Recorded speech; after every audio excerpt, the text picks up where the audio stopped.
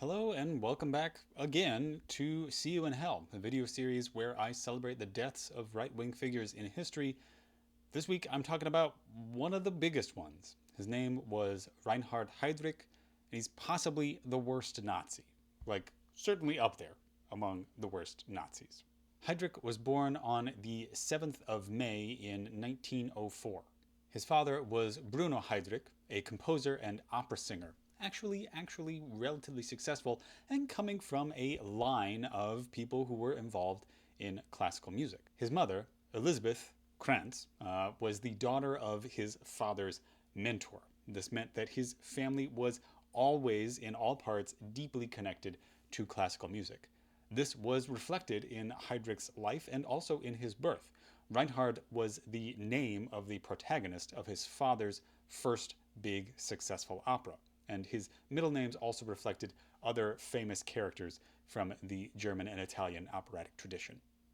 His father, Bruno, was a Protestant and his mother was a Catholic, and part of their agreement once they got married was that his father, Bruno, would convert, and so the Heydrich family was raised in the Catholic Church. The Heydrichs were a middle-class and relatively wealthy family. Bruno Heydrich ran a very large conservatory where he trained people in choral singing and also in operatic singing and also some musicians. This was a big successful business where he employed dozens of people.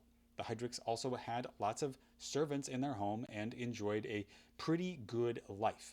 The Heydrich family lived and operated their conservatory in Halle, a city that is in sort of like right in the middle of eastern Germany. Young Reinhard was trained from a young age at the piano, essentially in order to become the successor to his father. He was a relatively frail child, which is a little bit unusual given his later reputation, and so was also encouraged by his parents to engage in sport, something that he came to enjoy very much. He was a very active and very precocious child. He was very smart and was sent to gymnasium, something that wasn't guaranteed among German children at the time.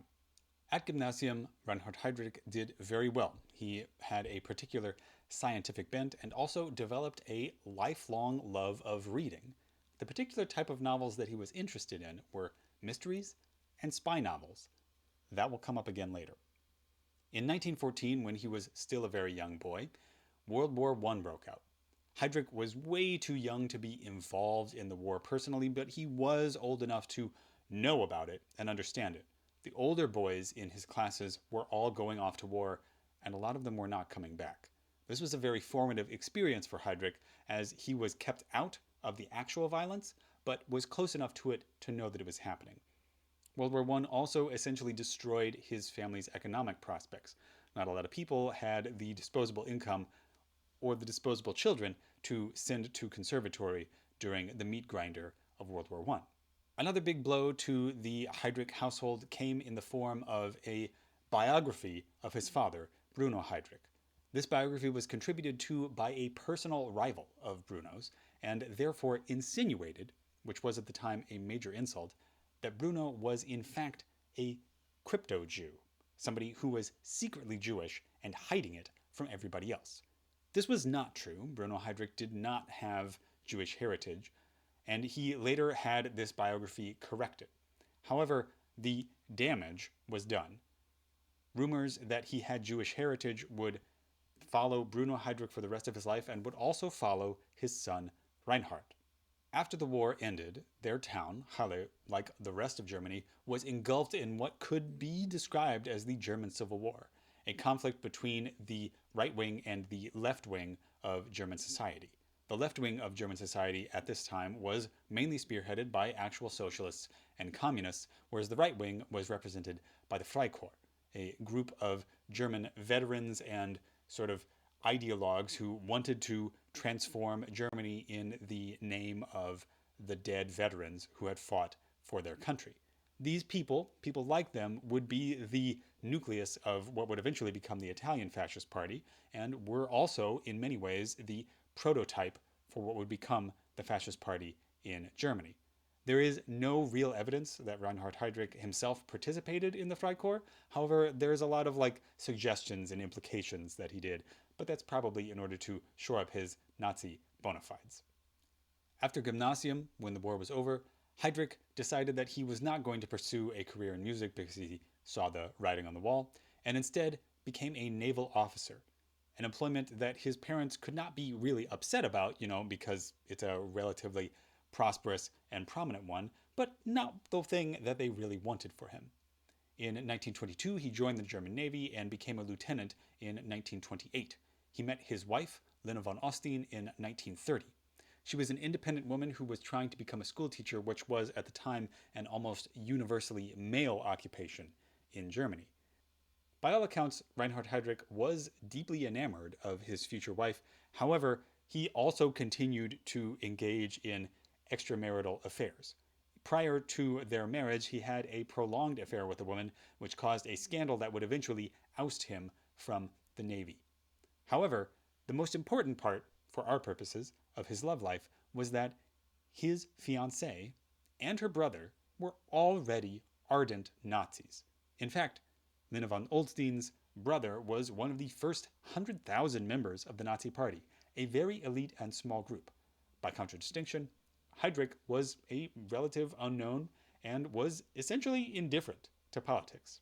After this affair that I mentioned forced him out of the Navy, big family connections back in Halle got him an interview. Not with any sort of newspaper or business or anything like that. No, the interview that he got was to join the Nazi Party. This was an opportunity for him. He thought that it was another career, in uniform, in this case, functioning as a member of the SS, the Schutzstaffel, the private military organization inside of the Nazi Party. At this time, the SS was under an organization called the SA, which was, at the time, the largest paramilitary organization inside of the Nazi Party. The SS was supposed to be an elite force, comprised only of the people who were the most emblematic and the most representative of the new, terrifying German man that Adolf Hitler wanted to produce. The SS was run by a man named Heinrich Himmler, a person who was in many ways the opposite of the kind of example that he wanted the SS to promote. Himmler was relatively short and appeared relatively frail. He was, however, a pretty good strategist and saw in Heydrich the kind of person that he wanted to be his subordinate. When Heydrich got this interview with Himmler, the two of them quickly realized that there were some false pretenses here. Heydrich had been promised the interview because, his major contact with his family said that he could get a job, and Himmler had been led to believe that Heydrich was an intelligence officer in the Navy, which he was not. He was a communications officer.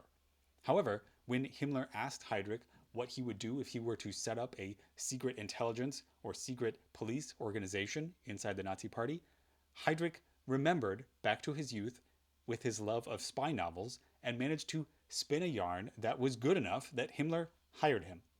Heydrich became the leader of the SD, the secret police inside of the Nazi Party. And so, starting in 1931, Reinhard Heydrich became a career Nazi man.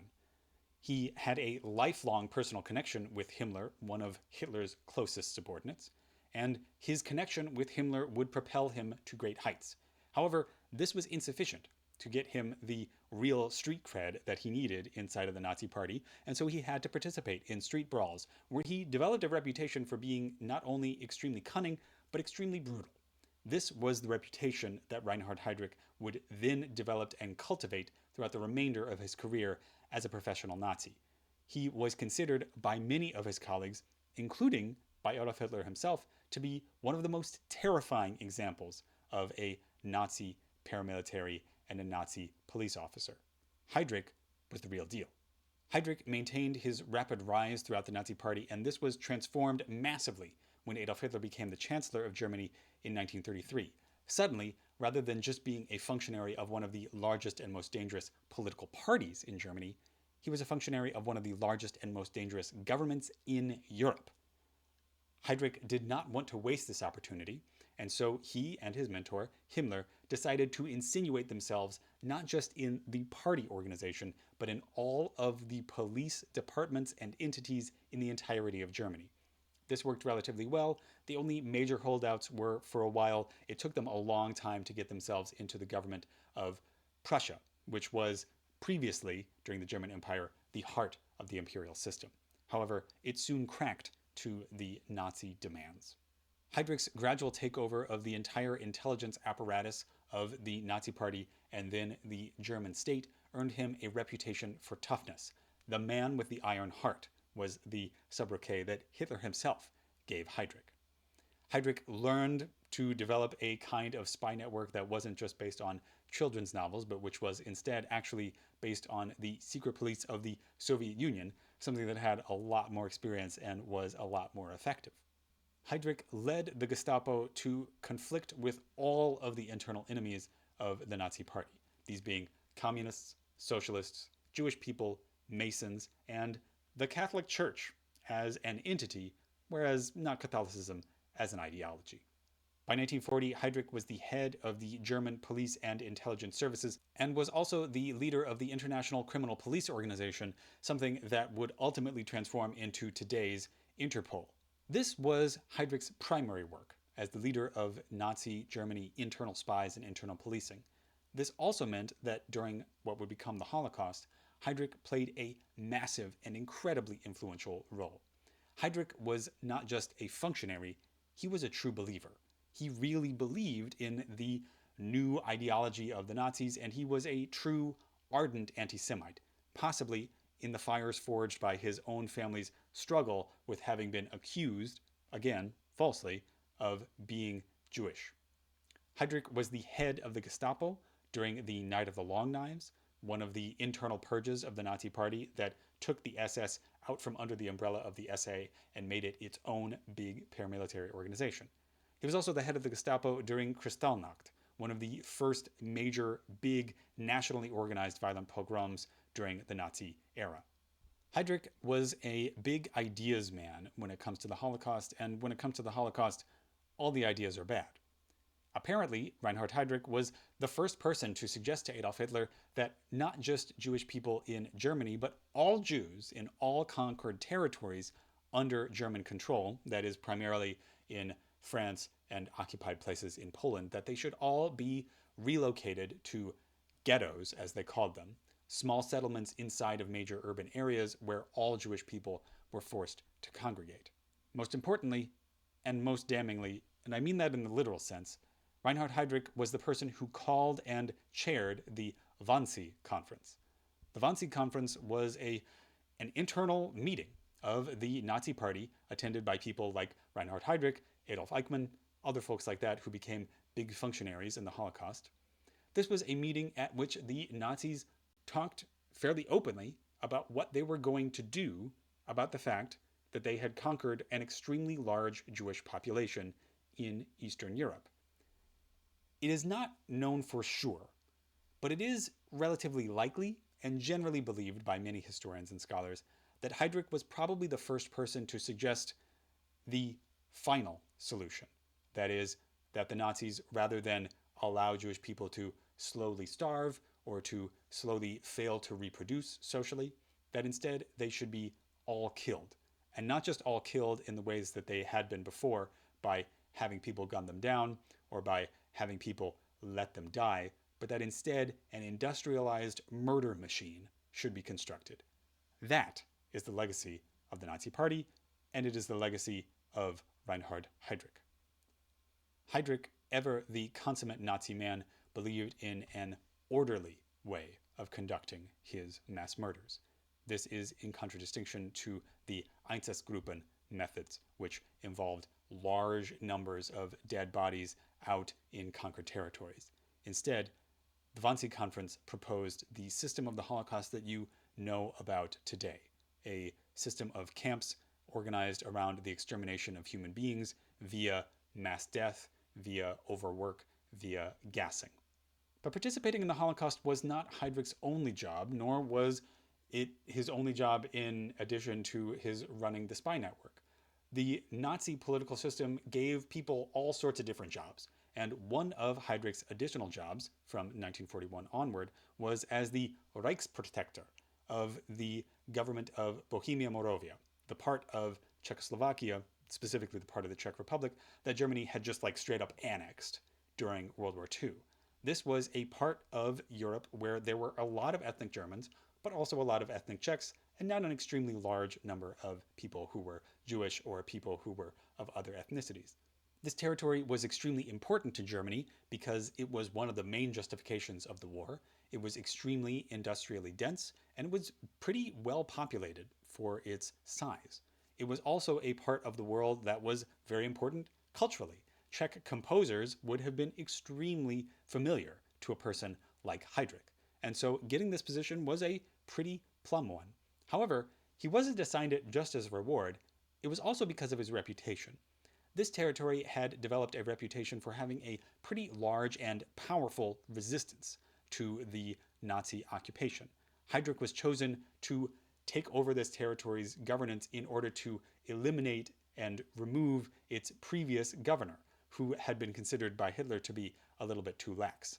Instead, he sent the Hangman. Heydrich's time as the Reichsprotector of Bohemia-Moravia was a very deadly one, and the people of the Czech Republic responded in kind. Two Czech paramilitary organizers, people who had been members of the Czech army but who then fled with much of the rest of the Czech government to London to participate in a Czech government in exile, organized a plan. These two men would paradrop into the Czech Republic, specifically into Prague, where they would wait in order to find the correct time and opportunity to assassinate Heydrich. These two men paradropped into Czech Republic in December 1941 and lay in wait for several months, waiting for an opportunity to find Heydrich and to kill him.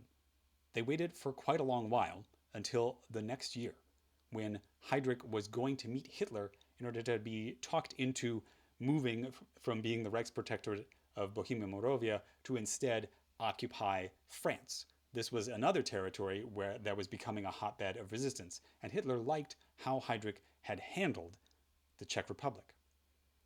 However, these two assassins had lain in wait, and they were ready when Heydrich's driver had to take a relatively sharp turn, requiring him to slow down. One of the assassins stood up and tried to shoot the car with a submachine gun. However, it jammed. Heydrich got out of the car and started to confront his assassin, where he was then possible to be picked off by the other assassin, who threw a modified anti-tank mine at the car. The mine exploded, the car blew up, and Heydrich was riddled with shrapnel. However, he did not die. Heydrich was taken to the hospital and was a pretty successful patient. He was recovering relatively well. This was after Hitler had sent his most advanced medical personnel to that hospital in an attempt to save one of his most trusted advisors. However, Heydrich's brief recovery due to his injuries was short-lived. He developed an infection in his injuries and was not given the kinds of antibiotics and treatments that he would have needed to survive.